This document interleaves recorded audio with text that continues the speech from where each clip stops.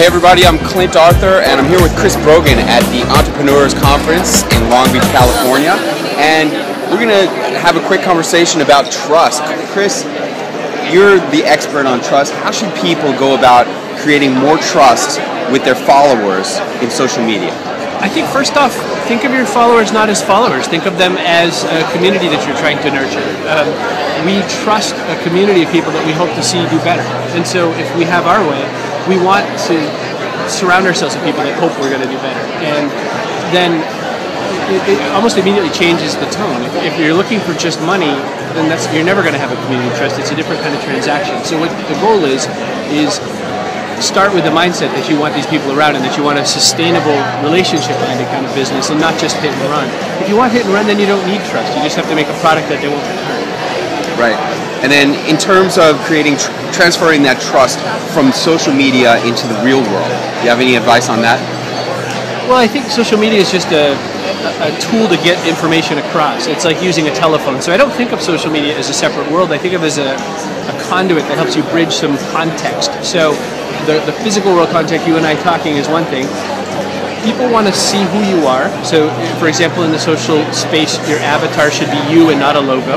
They want to know how to find more about you. So if your bio profile doesn't have information and maybe a link where else to go, then they don't know what to do.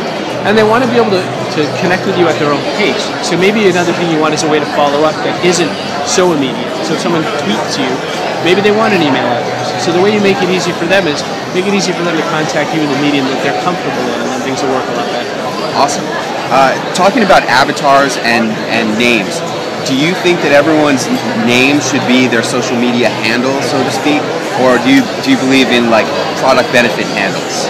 No, so it's tricky. I think I've been doing this kind of stuff for a long, long time, since the 80s, and back then nobody was supposed to use your real name. You're supposed to use a fake name. And businesses who call themselves the problem with this is, what happens, the challenge is, I then don't think of you as your name, I think of you as strategic growth guy.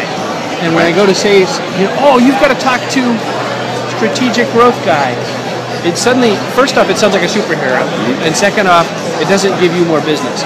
Now, at the same time, it's a branding thing, because like I just noticed there's a whole bunch of dentists who are branding themselves under the same kind of name because they realize that their own name doesn't handle as much credibility as, say, a brand.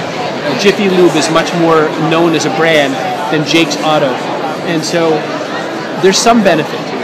So it's something you have to weigh. I tend to prefer real names and then a link to where your brand, how you marry into a brand. Because again, the other thing is, what if you're Frank Eliason, who started the Comcast Cares experience and was Comcast Cares?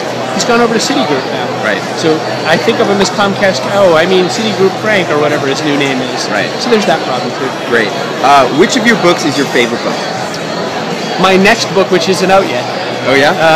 The Impact Equation. So that's my favorite. And the reason is because Julian Smith is writing with me again. He wrote Trust Agents with me. And bouncing ideas off him was better than just writing Social Media 101 and doing Google Plus for business. But after that, Julian and I will be writing our own solo books again. And it's just kind of fun to come back to the teamwork effort. I've written a lot of teamwork books. I've written a lot of solo books. Which do you prefer, solo or team? I'm back to wanting to do solo, but I've enjoyed dipping back into team. It's sort of one of those things where you hate both for different reasons. I hate teamwork because then you have to, my style is different than his style, and so we have to really bridge our writing. I hate solo because then I don't have a running partner. Yeah. I don't have somebody that's there to tell me you didn't do your words today. Right on. All right, great. Well, thank you very much. My pleasure. Tell the people how they can get in touch with you best. ChrisBrogan.com is probably the easiest, and then you can find me from there.